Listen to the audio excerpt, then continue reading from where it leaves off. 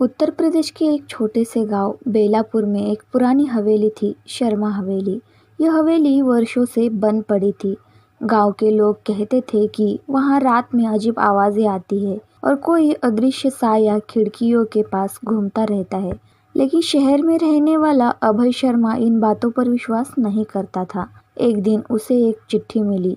उसके दादाजी जो कई साल पहले गुजर चुके थे। चिट्ठी में सिर्फ एक लाइन लिखी थी, हवेली में जो छुपा है वही हमारी असली विरासत है।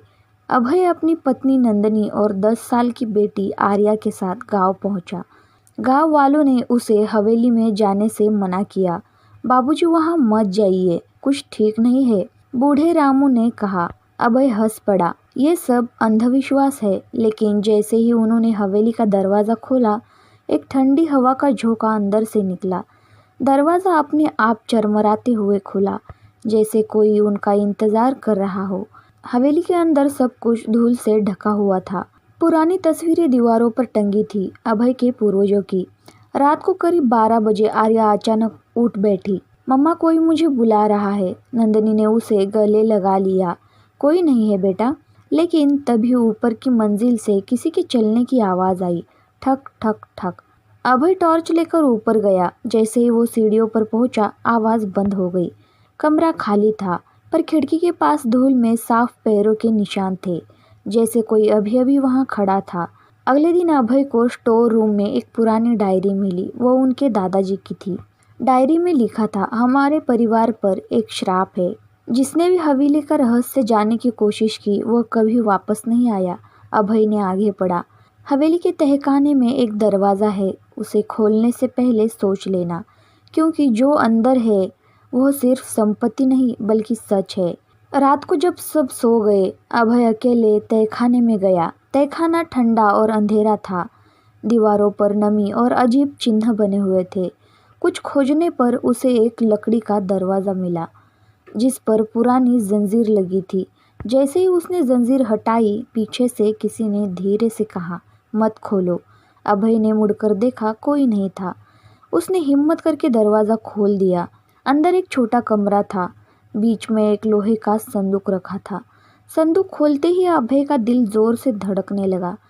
उसमें सोना चांदी नहीं, बल्कि पुरानी तस्वीरें और दस्तावेज थे। तस्वीरों में एक औरत थी जिसे अभय पहचान नहीं पाया, लेकिन एक फ़ोटो देखकर वह सन्न रह गया।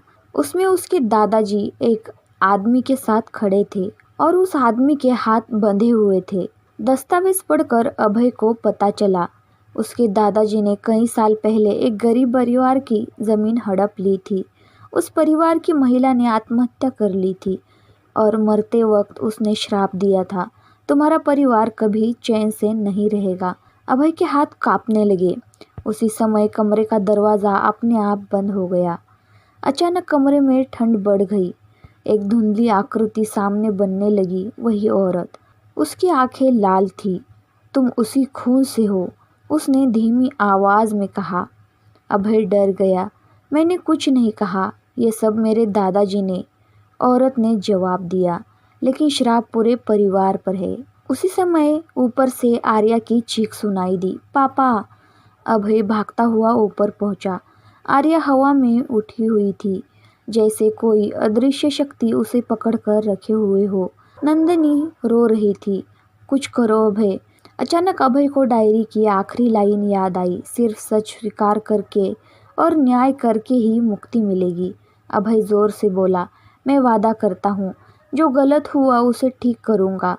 मैं उस परिवार की ज़मीन वापस करूँगा और माफ़ी मांगूँगा। कुछ पल के लिए सब शांत हो गया। फिर धीरे धीरे वो साया गायब हो गया। आर्या ज़मीन पर गिर गई, लेकिन सुरक्षित थी। अगले दिन अभय ने गाँव वालों को बुलाया। उसने सबके सामने सच बताया। जिस परिवार की ज़मीन छीनी गई थी, उसके वंशज अभी भी गांव में रहते थे। अभय ने पूरी ज़मीन वापस कर दी। गांव वाले हैरान थे, आज तक किसी ने ऐसा नहीं किया था। उस रात हवेली में कोई आवाज़ नहीं आई, सब कुछ शांत था।